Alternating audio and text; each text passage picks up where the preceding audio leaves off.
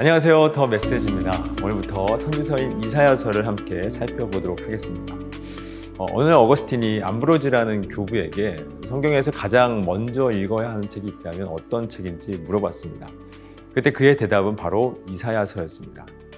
그 이유는 성경 66권 전체 목록 중 어떤 책도 이사야서만큼 완벽하게 성경 신학 전체를 포괄하는 책은 없기 때문이었습니다. 이처럼 이사야서는 창조와 타락, 그리고 심판과 구원, 나아가 새 창조에 이르기까지 구약과 신약의 모든 성경 신학을 포괄하는 책이라고 할 수가 있습니다. 그래서 1장에서 39장까지를 구약 성경의 축소판으로, 또 40장부터 66장까지의 27장을 신약 성경의 축소판으로 간주하기도 하죠. 또한 이사야서는 이스라엘의 현재와 미래, 그리고 장차 다가올 먼 미래까지도 관망하면서 하나님이 모든 열방을 위해 계획하시는 최종적인 미래의 영광을 바라보고 있기에 선지서 중에 선지서로 평가받고 있습니다. 이사야서는 전통적으로 8세기 후반 예루살렘에서 활동한 아모스의 아들 이사야의 저작으로 인정되어 왔습니다. 그러나 많은 역사 비평주의 학자들은 문체와 내용의 차이를 지적하며 저자가 다수라고 주장을 해왔습니다. 더욱이 BC 739년부터 701년의 기간을 기록한 1장부터 39장은 이사야가 살아있을 때 기록한 것으로 인정을 하지만 포로기와 포로기 이후의 기록인 40장부터 66장은 이사야가 죽은 이후의 기록이기 때문에 다른 저자가 썼을 것이라고 주장을 합니다. 그러나 이사야 1장부터 39장에서 발견되는 대부분의 예언적 메시지는 40장 이후에서 성취되고 또 완결되기 때문에 하나님의 영광을 받은 이사야가 이 책의 저자로 인정이 되고 있습니다. 더욱이 포로로 잡혀간 유대인들이 바벨론에서 하나의 공동체로 생존할 수 있었던 이유는 아마도 포로기 이전에 그 사건을 예언하는 동시에 그 이후의 기환을 암시하는 이사야 40장부터 66장이 존재했기 때문이라는 점도 이사야가 저자임을 뒷받침해주고 있습니다. 이사야서의 구조는 역사적 배경을 토대로 총 3부분으로 나눌 수가 있습니다. 그 첫 번째로 1장부터 39장은 이사야가 활동을 시작했던 주전 8세기 후반을 배경으로 합니다. 이 시기에는 북이스라엘과 남유다 모두 아수르의 팽창 정책으로 인하여 위협을 받고 있었던 시기였습니다. 이때 아람 왕 르신과 북이스라엘 왕 베가는 아수르에 대항하기 위하여 반아수르 동맹군을 결성하게 됩니다. 그러나 북이스라엘과 사이가 좋지 않았던 남유다의 아하스가 이들과 협력하지 않자 르신과 베가는 남유다를 침공하게 되죠. 그러자 아하스는 이들을 두려워하지 말라는 이사야의 충고를 무시하고 아수르에게 도움을 요청함으로써 자발적으로 아수르의 봉신이 됩니다.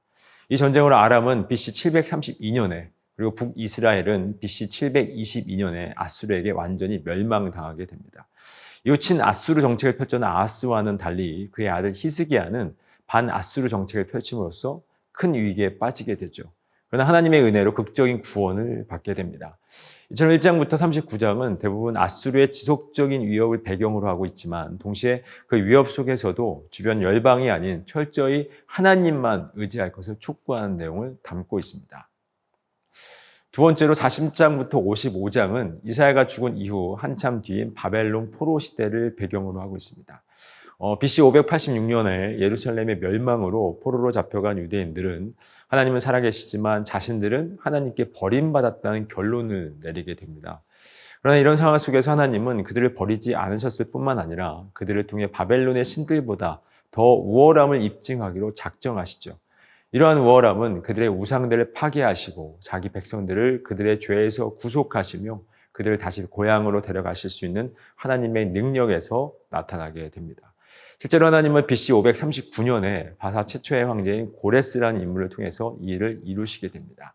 그래서 40장부터 55장까지는 스스로 버림받았다고 생각하는 유대인들에게 소망과 회복의 약속을 이루시는 하나님의 구원의 메시지를 담고 있습니다.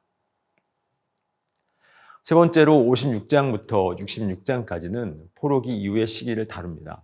고향으로 돌아온 유대인들은 하나님에 대하여 깊은 관심을 가진 이들과 하나님에 대해 전혀 관심이 없는 이들, 그리고 둘 다 관심이 없는 세 부류로 나뉘게 됩니다. 더욱이 세 번째 집단은 이방 백성들과의 구별을 유지할 필요성을 전혀 못 느꼈기 때문에 그들과의 통혼과 종교적 의식에 대한 거부감이 전혀 없었습니다. 더욱이 세 번째 집단이 바벨론 포로에서 돌아온 유대인들 중에 가장 큰 집단이었기 때문에 더욱 심각한 문제가 되었었죠. 그래서 하나님은 하나님과의 형식적인 관계만을 맺고 있는 유대인들을 질책하셨고, 오히려 마음으로부터 신실하게 하나님을 섬기는 이방인들이 더 나은 유대인이라고 선언하심으로써 유대인들에게는 공평과 정의를 촉구하시고, 또 이방인들에게는 누구든지 하나님의 언약을 붙드는 자에게는 영원한 복을 누리게 될 것이라고 말씀하십니다. 이사야서 전체를 관통하고 있는 핵심 주제는 이사야서의 이름의 뜻인 여호와는 구원이시다라고 할 수가 있습니다.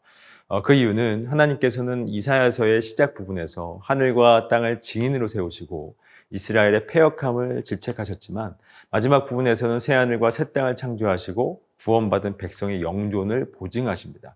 또 시온은 타락해서 창기와 같이 되고 그 백성은 매를 맞아 상하지만, 궁극적으로 하나님은 예루살렘을 즐거운 성으로 새롭게 창조하시고 그 백성을 기뻐하시며 위로하십니다.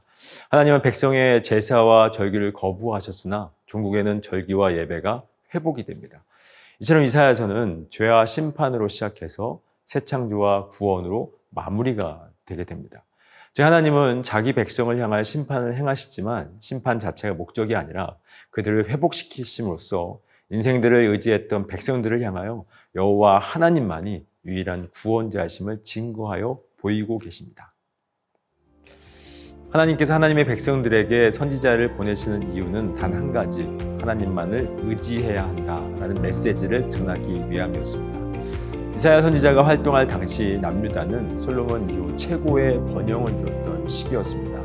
그러나 그 번영이 그들로 하여금 하나님을 멀리하고 영적으로 타락하게 하는 계기가 되었고, 그 결과 하나님은 그들을 돌이키고 회복시키기 위해서 이사야 선지자를 보내어 심판의 메시지를 전했던 것입니다.